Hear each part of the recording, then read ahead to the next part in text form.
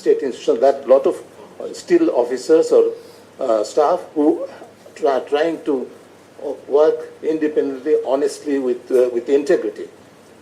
But they are victims. Their number is shrinking. It is already has come to they are coming to an extinct প্রজাতি যাদেরকে বলা হয় এদেরও ডিফেন্সের দরকার আছে so they will have to have a place to complain and have the safety and security for not being victimized for complaining এই যে ইন্ডিপেন্ডেন্সটা যেরকম থাকতে হবে at the same time each and everybody of common people of this country they should also have an address to complain against the misconduct of police, whether it is corruption or any other form of violation. Thank you.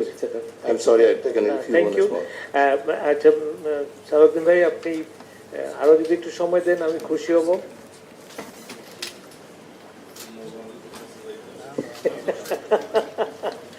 তো ঠিক আছে তাহলে আপনি বলবেন এখন।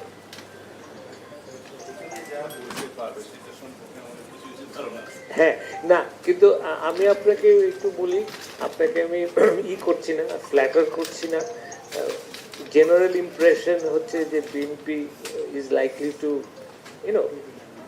impression which means that if it is the truth or if it comes to be so how that government will behave will determine a lot of things তা এখন এই যে পুলিশ রিফর্মটাতে সত্যি সত্যি বিএনপি কি ভাবছে আন্তরিকভাবে কত ভাবছে এবং আমাদের অনুরোধ থাকবে যে এই যে একটা সুযোগ সামনে আসছে এটার আপনারা সত্যিকার অর্থে সদ্ব্যবহার করবেন তো ওই আশা নিয়ে আপনাকে বলছি কিছু বলতে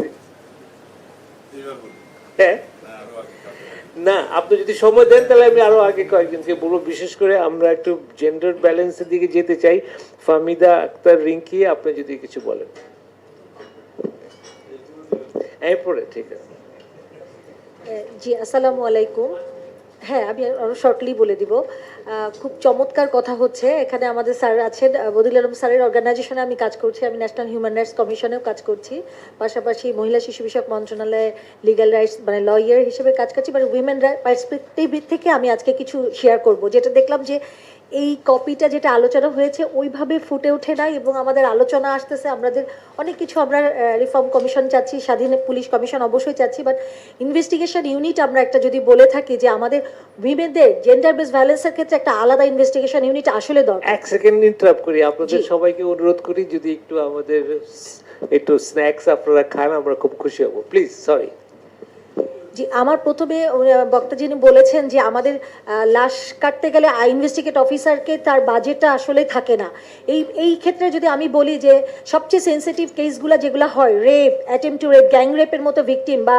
আমরা যদি বলি পর্নোগ্রাফি এই হিউম্যান ট্রাফিকিংয়ের ক্ষেত্রে সেক্সুয়াল এক্সপ্লয়টেশনের যেই কেসগুলো আমাদের কাছে আসে সেই সার্ভাইভারদের যখন দেখি ইনভেস্টিগেট অফিসারদের কিন্তু আসলে ওই একইভাবে তাদের মেডিকেল করানোর জন্য মেডিকেলে যেতেই যে বাজেটটা লাগে সেটা তারা পায় না বা সার্ভাইভারকে নিয়ে যখন তারা কোর্টে যাচ্ছে কোর্টে যে জবানবন্দিটা দিচ্ছে নেওয়ার জন্য যে পিটিশনটা সেটাও তারা পাচ্ছে না এই যে ডিলেটা আমরা বারবার বলতেছি মামলাগুলো লিঙ্গারিং হচ্ছে নারী নির্যাতন মামলা অনেক ডিলে হচ্ছে তদন্ত ডিলে হচ্ছে মামলার বিচার কার্যদের ডিলে হচ্ছে কিন্তু যদি এর পিছনে একটু যায় একজন তদন্তকারী অফিসার কেন মামলাটা ডিলে করছে সেন্সিটিভ কিছু কেস যদি আমরা দেখি যদি বলি যে আজকে থেকে 10 মাস আগে যে একটা ডোমেস্টিক ওয়ার্কার গত অক্টোবরের ঘটনা আমাদের ঢাকার একটা থানায় হয়েছে এবং খুব ভয়াবহভাবে ডোমেস্টিক ওয়ার্কারটাকে আঘাত করা হয়েছে এবং কিছু অভিনব কায়দায় যদি বলি যে চুল স্ট্রেটনার যেটা গরম করে চুলে স্ট্রেটনার করে না মেয়েদের সেই স্ট্রেটনার দিয়ে ভিকটিমটাকে সার্ভাইভারটাকে নির্যাতন করা হয়েছিল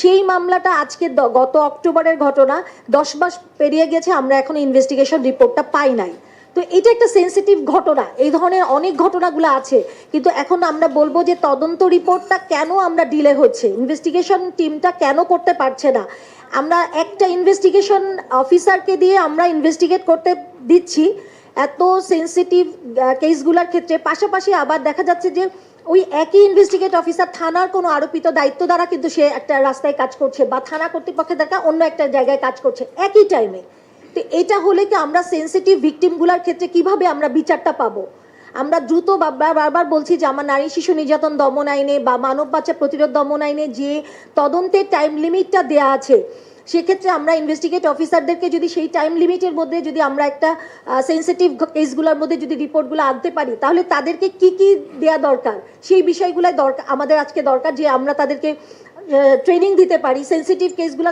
এবং আলাদা একটা ইনভেস্টিগেট ইউনিট ছাড়া শুধুমাত্র অবশ্যই এখানে আমি উল্লেখ করেছেন, এখানে আমি দেখেছি যে মানে মানি লন্ডারিং অন্যান্য কেসের কথা বলা আছে বা অন্য ক্রিমিনাল অফেন্সের কথা বলা আছে, কিন্তু আমার কাছে একটা সাজেশন থাকবে যে জেন্ডার বেস ভায়োলেন্সের ক্ষেত্রে সেন্সিটিভ হিনিয়াস অফেন্সের ক্ষেত্রে কিছু কেসকে আইডেন্টিফাই করে যেটা হয়ে থাকছে, সেই ক্ষেত্রে আলাদা একটা ইনভেস্টিগেট টিম থাকবে যারা শুধুমাত্র সেই মামলাগুলো ইনভেস্টিগেট করবে, এবং তাদের সেই পরিমাণ বাজেট অ্যালোকেশন থাকতে হবে, তাদেরকে স্বচ্ছতা অ্যাকাউন্টেবিলিটি থাকতে হবে, তাদের জবাবদিহিতা যদি থাকে, এবং ঊর্ধ্বতন কর্তৃপক্ষ যেন দ্রুত মামলাগুলো নিষ্পত্তি হতে পারে তদন্তর ক্ষেত্রে সেই বিষয়গুলো মনিটরিং করবে, এবং তাদের অবশ্যই সিভিল সোসাইটির কাছেও একটা সময় জবাবদিহি থাকতে হবে।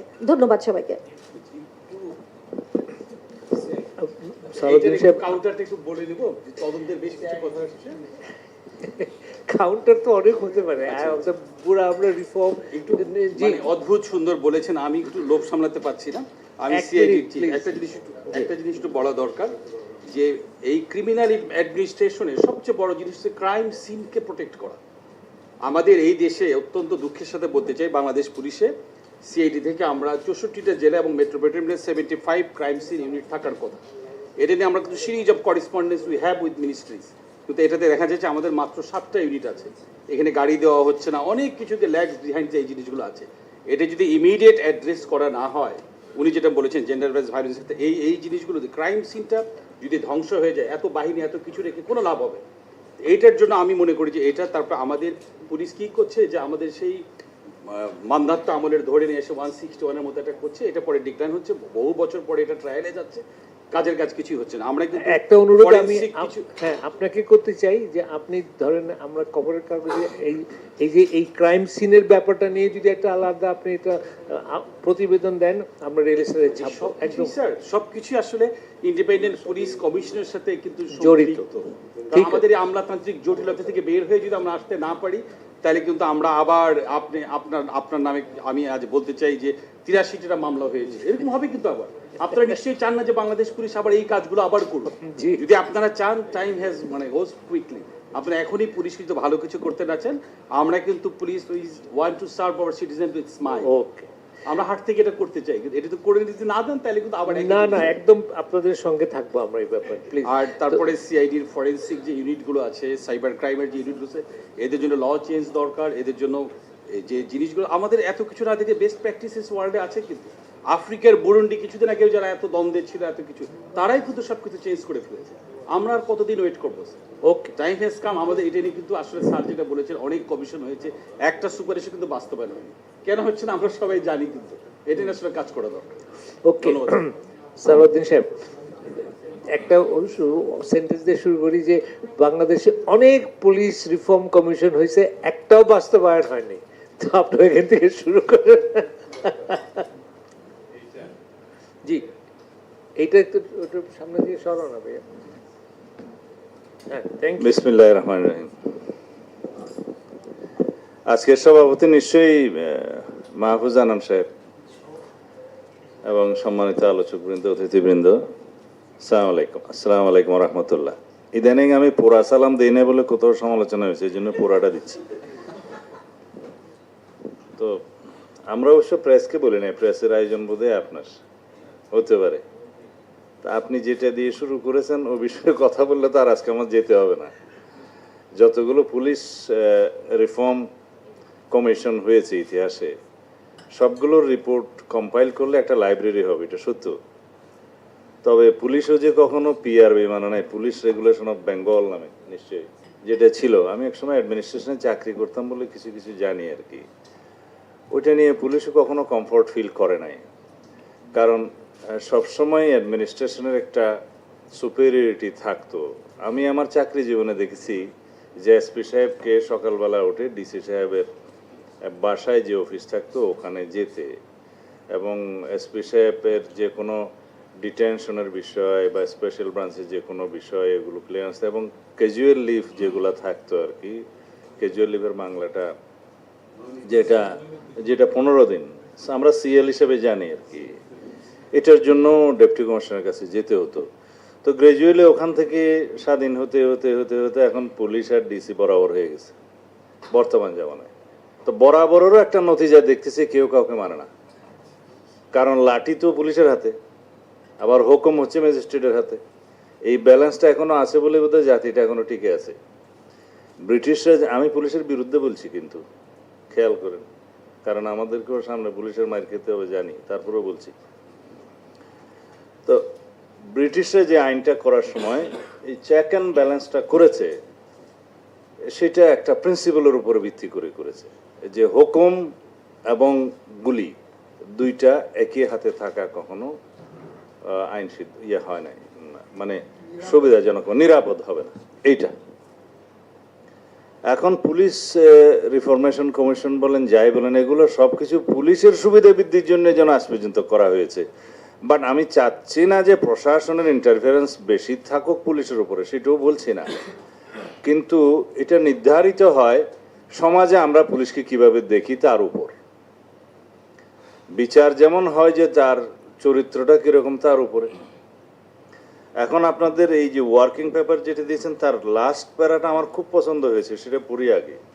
The spirit of the July-August uprising categorically revealed a visible disconnect between people and the police. যেই লিখেছে আমি তাকে পুরস্কার দিতে চাই। Having said that, it also opened up a new window to strike a good deal between them. ঠিক আছে, এটার জন্য আমরা এখন ওয়েট করতে পারি। এটা কেন হলো?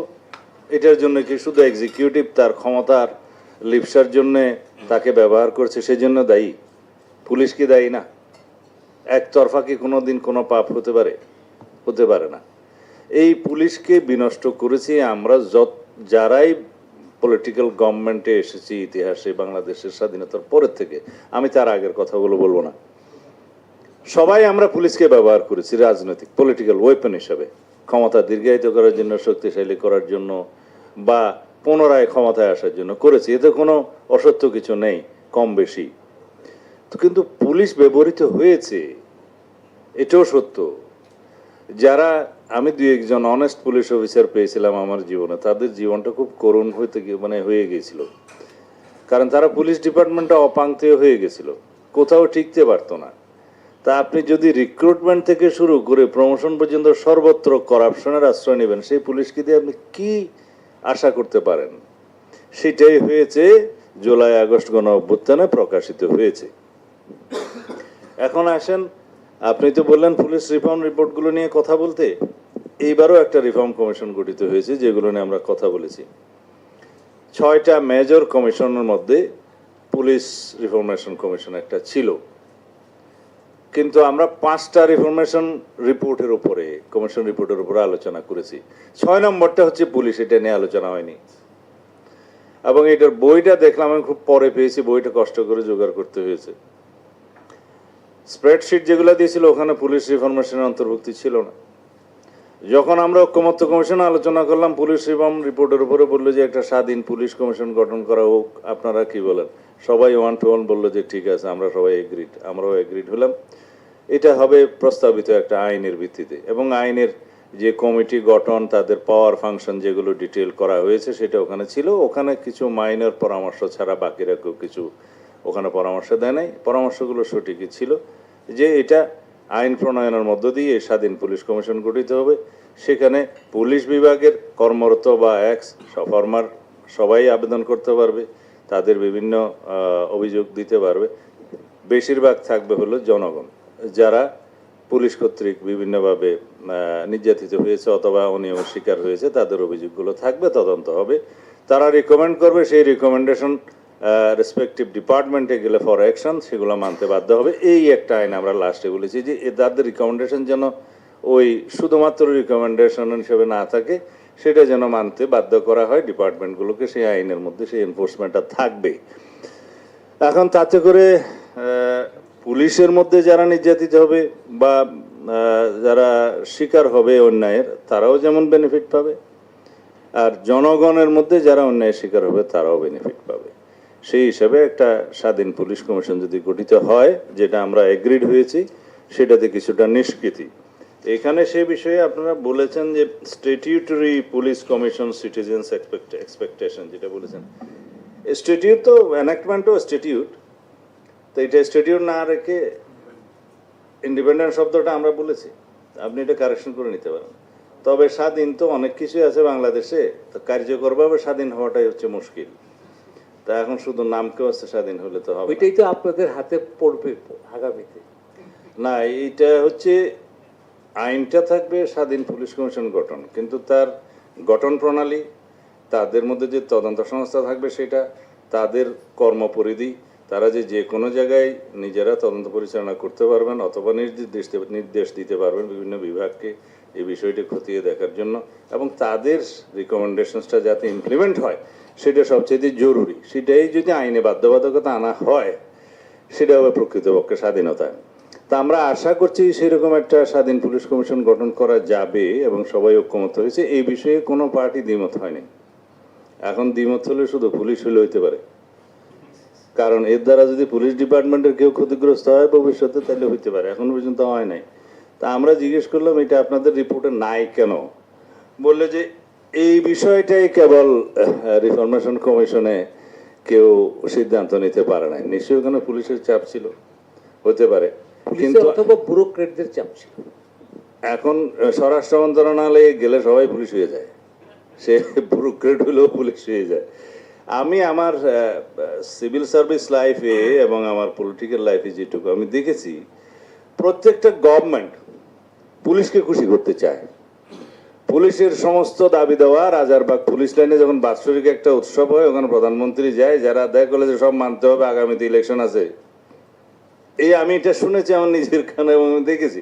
এবং আমাদের নেতারা সবাই প্রধানমন্ত্রীকে বলতে যে এটা মানতে হবে, নাহলে আগামী নির্বাচনে তাদের সুবিধা টুবিধা পাওয়া যাবে না ইত্যাদি। এই যে একটা মানসিকতা, এটা আমাদেরকে ধ্বংস করে দিয়েছে।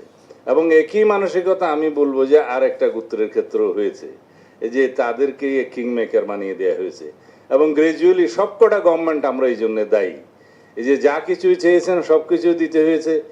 এখন হাউজিং ব্যবসা থেকে শুরু করে, হোটেল ব্যবসা থেকে শুরু করে, ডেয়ারি ব্যবসা থেকে শুরু করে সব কিছু আমরা দিয়ে দিয়েছি। এখন সেটা আর আমি নাম নিলেও সুবিধা।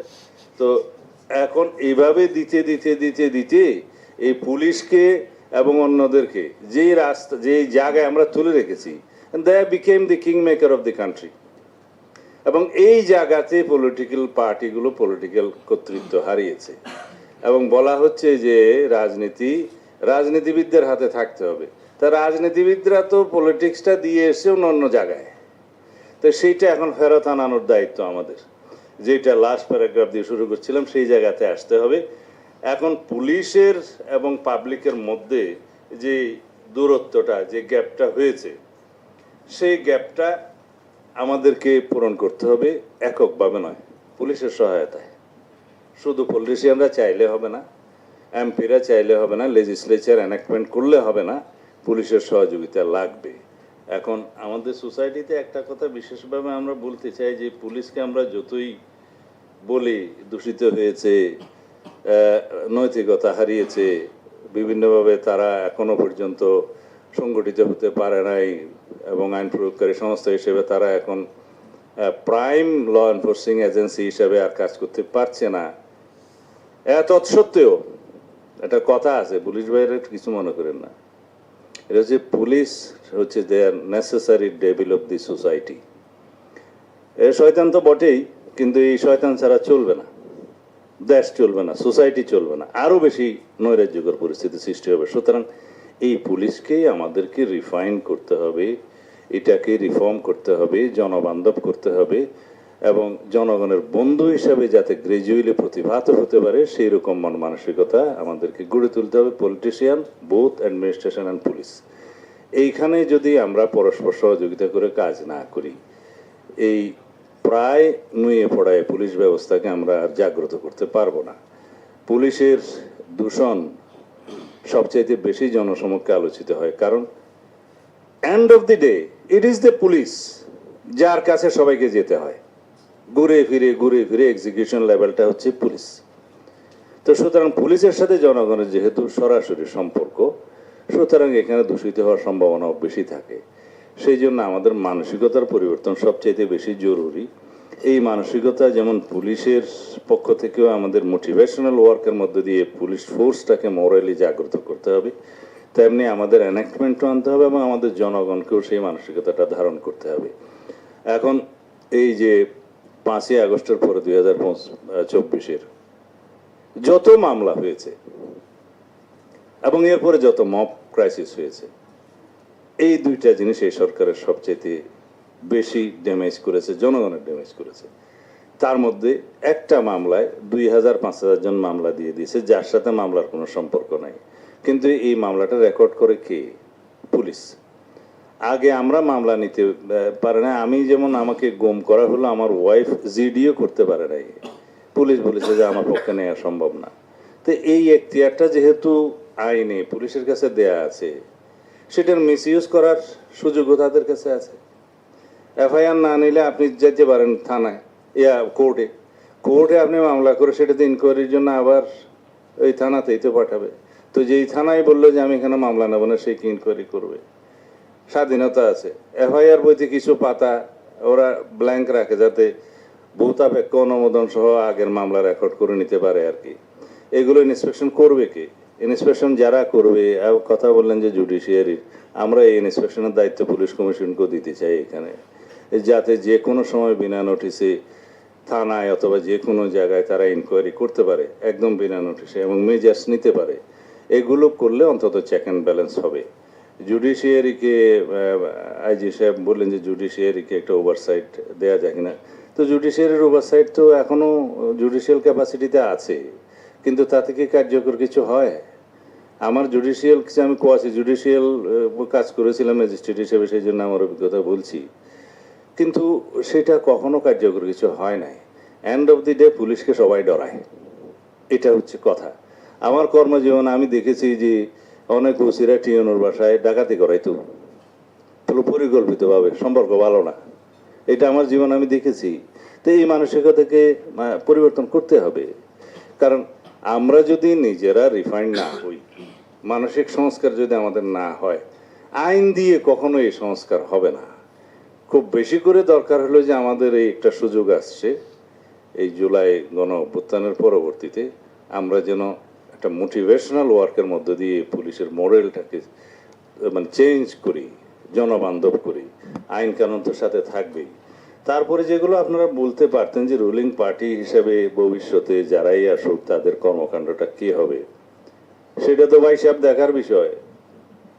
আমাদের তো অনেক সংস্কার প্রস্তাব করা আছে, অনেক ভালো ভালো কথা আমরা বলছি, কিন্তু সেটা দেখার বিষয়। আমরা এখন বলে যাব, এখন এই করব সেই করব, অনেক ভালো ভালো কথা বলে যাব, কিন্তু আমাদের পক্ষ থেকে আমরা এখন বলতে পারি যে গণতান্ত্রিক মন মানসিকতা, বিরোধী দলে যাওয়ার মন মানসিকতা আমাদের সকল রাজনৈতিক দলের মধ্যে সৃষ্টি হয়েছে। আমরা বুঝতে পেরেছি যে যারাই সরকারে যাক তাদের জন্য এমন বদ্ধমূল ধারণা না থাকে যে আগামীবার তারা বিরোধী দলে যাবে না। বিরোধী দলে যাওয়ার জন্য যেই মানসিক প্রস্তুতিটা থাকবে, রাষ্ট্রের সুশাসনটা জারি হবে, এবং তাহলে পরেই পুলিশকে পলিটিক্যাল ওয়েপন হিসেবে ব্যবহার করবে না। তাতে করে নির্বাহী বিভাগ স্বচ্ছভাবে চলবে এবং পরবর্তী নির্বাচন, এরপরের নির্বাচন আর কি, আগামীটা না আসন্নটা না, তারপরের নির্বাচনে, মানে এইবার যারা সরকার গঠন করতে পারে তাদের কথা বলছি, তারপরের নির্বাচনটা সবসময় মাথায় থাকবে। যেহেতু স্বাধীন নির্বাচন commission, caretaker government, independent judiciary and press freedom, এগুলোর মধ্য দিয়ে যেহেতু দেশ যাবে এবং নির্বাচন চলবে, তখন তাদের অবশ্যই এইটা মাথায় থাকবে যে পুলিশকে আমরা ব্যবহার করে বা স্টেট মেকানিজম বা স্টেট মেশিনারিগুলোকে আমরা ব্যবহার করে ভবিষ্যতে আরও একবার ক্ষমতায় আসার যে প্রবণতা, এটা মাথায় আর থাকবে না। তাহলে পরে রাষ্ট্রটা আমরা চালাতে পারবো সুন্দরভাবে এবং গণতান্ত্রিক একটা রাষ্ট্র হবে। এই মানসিকতা এখন সৃষ্টি হয়েছে এবং আমরা যেগুলো ঐকমত্য কমিশন আমরা এগ্রিড হয়েছি, এই সমস্ত বিষয়গুলো আমরা সবাই এগ্রিড হয়েছে। আশা করি এগুলো সংবিধানে ধারণ করা হবে এবং সেই ধারণ করার মধ্য দিয়ে আমরা প্রকৃতপক্ষেই আগামীতে যে রাষ্ট্রটা দেখতে চাচ্ছি, একটা ডেমোক্রেটিক, শক্তিশালী ডেমোক্রেটিক রাষ্ট্র এবং ডেমোক্রেটিক ইনস্টিটিউশন, কনস্টিটিউশনাল ইনস্টিটিউশন সবগুলো স্টাবলিশড হবে।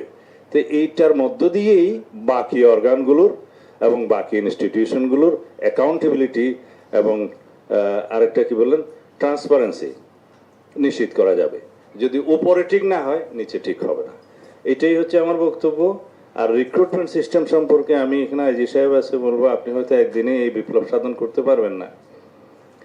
কনস্টেবল টু এভরি অফিসার্স, প্রত্যেকটা রিক্রুটমেন্টে সাংঘাতিক দুর্নীতি হয়। আমরা জনগণকে রিপ্রেজেন্ট করি, তো প্রত্যেক জনগণ আমাদের সামনে সবকিছু এসে বলে, অন্তত ঘরে এসে বলে, আপনাদের কাছে হয়তো বলবে না। এটা বন্ধ করতে হবে যে কোনো মূল্যে। আপনারা কিছু কিছু উদ্যোগ এখন নিয়েছেন কনস্টেবল রিক্রুটমেন্টের ক্ষেত্রে, যে খাতাটা এখানে কাটছেন এবং ভাইবার ফল প্রকাশের মধ্য দিয়ে 1-2 ঘন্টার ভিতরে রিক্রুটমেন্ট হচ্ছে সম্ভবত কনস্টেবল, তাই না? সাব ইন্সপেক্টর হচ্ছে, তাই কনস্টেবলও হচ্ছে বলে জানি। হ্যাঁ, না কারণ আমি আমার গ্রামের একটা মহিলা খুব দরিদ্র, কনস্টেবল পরীক্ষা দিয়েছে, খুব কান্নাকাটি করছে। আমি এসপি সাহেবকে অনুরোধ করলাম, তো বললো স্যার যদি ভাইবা আমাদের কাছে আসলে রিটেনে পাশ করলে, যদি রিটেনে পাশ করে আমি এটা বিবেচনা করব। তখন আমি বুঝলাম যে ঠিক আছে, এখান থেকে রিটেন পরীক্ষা হবে হলো ওখানে, খাতা কাটবে সেন্ট্রালে, পরীক্ষার রেজাল্ট ওখানে হবে, 1 ঘন্টার ভিতরে দেবে। এইরকম সিস্টেমগুলো যদি আমরা করতে পারি তাহলে সব লেভেলে অ্যাটলিস্ট ওইটা তো পাবলিক সার্ভিস কমিশনগুলোর বাদে বলছি, তাহলে অন্তত এই রিক্রুটমেন্টের মধ্য দিয়ে আপনারা দুর্নীতিটা এখানেই কিন্তু কমাতে পারবেন, রোধ করতে পারবেন। আগে যেটা খুব বেশি দেখেছি যে এখানেই রিক্রুটমেন্টের মধ্যে অনেক দুর্নীতি। আর পুলিশের দাবি দেওয়া মানার জন্য যে সমস্ত সভা হয় আর কি রাজারবাগে বাৎসরিক একবার, এগুলো পুলিশের তরফ থেকেও বন্ধ করতে হবে, যাতে অতিরিক্ত সুবিধা আদায়ের জন্য পলিটিক্যাল গভর্নমেন্টের কাছে, নির্বাহী বিভাগের কাছে যেন প্রেশার না করা হয়, এখানেও যেন যৌক্তিকতা বজায় রাখা হয়। তাতে করে নির্বাহী বিভাগও সুযোগ নেয় এবং পুলিশও দুর্বল হয়ে যায়। সুতরাং যেগুলা সুবিবেচনা নেওয়া যায় সে সমস্তগুলো ওইখানে বলার দরকার নেই, এটা জাতি বুঝবে। সেটা বাজেট প্রণয়নের আগে অর্থমন্ত্রীর কাছে যেতে হবে, বা অন্যান্য যেগুলা এনাক্টমেন্টের বিষয় আছে সেগুলো পার্লামেন্টে স্ট্যান্ডিং কমিটির মাধ্যমে যেতে পারে। এগুলো ওইভাবেই যায়। শুধুমাত্র প্রধানমন্ত্রীর কাছে গিয়ে বলবে যে আমাদের এই দিতে হবে, আমাদের এই ইনক্রিমেন্ট দিতে হবে, আমাদেরকে এই সুযোগ সুবিধা দিতে হবে, এই তো সেনাবাহিনীকে দিয়েছেন, আমাদেরকে কেন দিবেন না, এই সমস্ত এগুলো বন্ধ করতে হবে, যাতে নির্বাহী বিভাগও সুযোগ না নিতে পারে পুলিশের উপরে, আর পুলিশেরও যেন দুর্বলতা প্রকাশ না হয়। চেক অ্যান্ড ব্যালেন্স থাকতে হবে। আমরা পলিটিক্যালি সামনে পুলিশকে রাজনৈতিক ওয়েপন হিসেবে ব্যবহার হতে দিতে চাই না। আমরা নিজেদেরও সেই মানসিকতা আমাদের নাই, এবং ভবিষ্যতে পুলিশের পক্ষ থেকে যেন সেভাবে চলতে হবে। তবে পুলিশের আচার আচরণ নির্ধারণ করবে তাদেরকে জনগণ বন্ধু হিসেবে গ্রহণ করবে কিনা, সেই সুযোগটা এবার সৃষ্টি হয়েছে। আশা করি পুলিশ ডিপার্টমেন্ট সেটা নজরে নেবে। অতীতের সমস্ত ইতিহাসগুলোকে, সমস্ত ঘটনা দুর্ঘটনাগুলোকে স্বীকার করে নিয়ে অনেকেই মাপ চেয়েছেন ইতিমধ্যে, এটা খুব ভালো লক্ষণ। তার মধ্য দিয়ে আমরা মনে করি যে এই মানসিকতাটা আমাদের সৃষ্টি হোক যে জনগণই সকল ক্ষমতার উৎস, এবং জনগণের সার্ভিস দেওয়ার জন্য আমরা সমস্ত ডিপার্টমেন্ট এবং রাষ্ট্রের সমস্ত মেশিনারিজ, সমস্ত মেকানিজম, সুতরাং জনগণের কাছে আমরা দায়বদ্ধ থাকি, নিজেরা ট্রান্সপারেন্ট থাকি। এই দায়বদ্ধতার মধ্য দিয়েই অবশ্যই পুলিশ ডিপার্টমেন্ট একটা উজ্জ্বল ভাবমূর্তি সম্পন্ন বাহিনীতে পরিণত হবে। আর আমাদের পলিটিক্যাল পার্টির একজন ওয়ার্কার হিসেবে আমি আমার বড় ভাই মাহবুজানাম সাহেব যেটা বললেন সেটা অ্যাসিওরেন্স দিতে পারি যে আমাদের দলের পক্ষ থেকে জনবান্ধব পুলিশ বাহিনী সৃষ্টির জন্য, অ্যাকাউন্টেবল এবং ট্রান্সপারেন্ট পুলিশ বাহিনী সৃষ্টির জন্য যা কিছু করণীয় আমরা আইন প্রণয়নের মধ্য দিয়ে করব, এবং অন্যান্য মেকানিজম যা কিছু আছে, সিভিল সোসাইটি যা যা পরামর্শ দিবে সেগুলো আমরা গ্রহণ করব। ধন্যবাদ। Thank you. সালাউদ্দিন ভাই, আপনি একটা জিনিস কথা বলে আপনি বিদায় নিতে পারেন, সেটা হলো কি যে এই যে পুলিশ যে বিভিন্ন দাবি দেওয়া করে, এটা তাদের হয়তো ইনস্টিটিউশনাল থাকতে পারে, স্বার্থ থাকতে পারে, কিন্তু as a government or as a আর কি পলিসি মেকিং ইনস্টিটিউশন, আপনাদেরকে বা যারাই ক্ষমতায় আসেন তাদেরকে বিচার করতে হবে যে are we making enough investment on this particular institution. ধরেন আপনি স্বাস্থ্য খাতে কত ব্যয় করবেন, এডুকেশনে কত ব্যয় করবেন, এগুলো যেমন বিচার হয় সেভাবে পুলিশ, বিকজ আফটার অল একটা good ethical police will generate that sort of A confidence in the people, যে তারা পরে আরো বেশি কাজ করবে, তারা নিশ্চিত বোধ করবে। মানে the investment in police is reflected in many ways যেটা হয়তো অ্যাকাউন্টেবল মনে হয় না, মানে আপনার হয়তো অ্যাকাউন্টিংয়ে ওইটা দৃষ্টিগোচর হচ্ছে না। যেমন মানে ধরেন আপনি যে খুব ভালো এডুকেশন সিস্টেম করেন, এটা আপনার 10 বছর 15 বছর পরে জাতিকে যেভাবে মানে বিকশিত করবে, উন্নত করবে, স্কিলফুল করবে, ওইটা আপনি এই মুহূর্তে অ্যাকাউন্টিংয়ে পাবেন না। তো আমি একটু অনুরোধ করব যে পুলিশ অ্যাজ অ্যান ইনস্টিটিউশন আমরা কত পার্সেন্ট অফ দ্য জিডিপি ওর উপরে ইনভেস্ট করি, শুধু মানে ওইখানে একটু দৃষ্টিভঙ্গিটা আরেকটু প্রসারিত করা উচিত বলে আমি ব্যক্তিগত মনে করি। এটা আমার অনুরোধ রইল আপনার কাছে। না, আপনি যদি শুনতে চান, এটা তো আসলে গুড সোশ্যাল ইনভেস্টমেন্ট, ঠিক আছে। তো সিভিল ব্যুরোক্রেটদেরকে 50 লাখ টাকা বোধহয় না 35 লাখ টাকা গাড়ি কেনার জন্য দেয়া হলো, খুশি করার জন্য হোক যেভাবে হোক দেওয়া হলো, মেনটেন্যান্সের জন্য পার মান্থ 25,000 দেওয়া হলো। এগুলা গ্রাজুয়ালি কাটছে এবং সেটা আলটিমেটলি ওনারশিপ তার কাছে যাবে। বেতন 2 গুণ 3 গুণ করা হলো, তো ভাই সাহেব ঘুষ খাওয়া কমছে নাকি? এটা মানসিকতা। বলছিল একজন অফিসারকে যে কত বেতন হলে তুমি পরে ঘুষ খাবা না, তো বললো যে এটা ডবল করে দেন। তো সাথে সাথে বললো যে ডবল করে দেওয়ার পরে যদি তুমি শুধু ওই পরিমাণ ঘুষ খাওয়া বন্ধ করো তাহলে তো কাজ হবে না। এটা মানসিকতার ব্যাপার। আপনি কত ইনভেস্ট করবেন এবং পুলিশের বেতন কত বৃদ্ধি করবেন, রিস্ক ম্যানেজমেন্ট বা রিস্ক ফান্ড কত দিবেন, বা কোনো দায়িত্বে থাকাকালীন সময়ে মৃত্যু হলে তার জন্য বেনিফিট কি দিবেন ইত্যাদি সব কিছু করতে হবে। কিন্তু তারপরেও আমি বলবো এখানে অ্যাকাউন্টেবিলিটি, ওভারসাইট এবং ট্রান্সপারেন্সি বাড়ানোর মধ্য দিয়ে তাদেরকে জনবান্ধব করতে হবে। এটা রাতারাতি হবে না। একমত আপনার সঙ্গে। এনিওয়ে, তো এখন আমি একটু জ্যোতির্ময় বড়ুয়া ওনাকে অনুরোধ করি, বলেন ফ্রম এ লয়ার্স পার্সপেক্টিভ আপনি যাবেন। আপনি যেতে চাইলে তো আমি না করতে পারবো না, বাট অনেক ধন্যবাদ আসার। না, আমি এটা অনেক আগে প্রোগ্রাম নিয়ে নিয়েছিলাম ওই শাইকুল হাদিস পরিষদ, ওখানে হেফাজতের সব বড় নেতারা আছে। তা আমাদেরকে তো এখন টুপি জোগাড় করতে হচ্ছে কিছু, তো এই জন্য আমাকে একটু বিদায় দিবেন আশা করি আর কি। একটু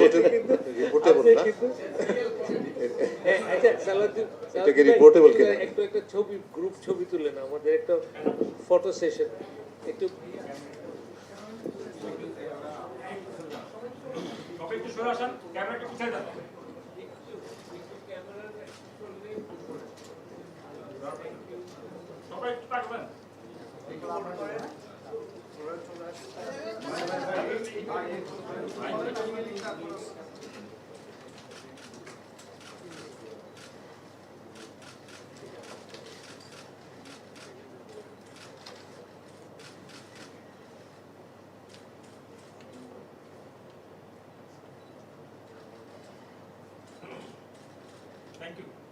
আমরা তো প্রেসকে হ্যাঁ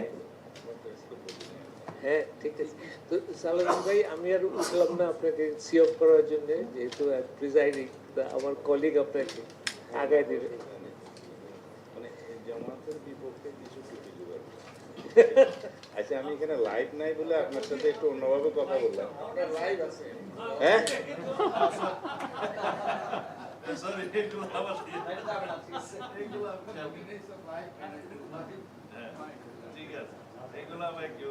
আগে অন রেকর্ড বলে ফেলছেন টুপি কেনা, আগে অন রেকর্ড বলে ফেলছেন টুপি জোগাড় করা লাগতেছে।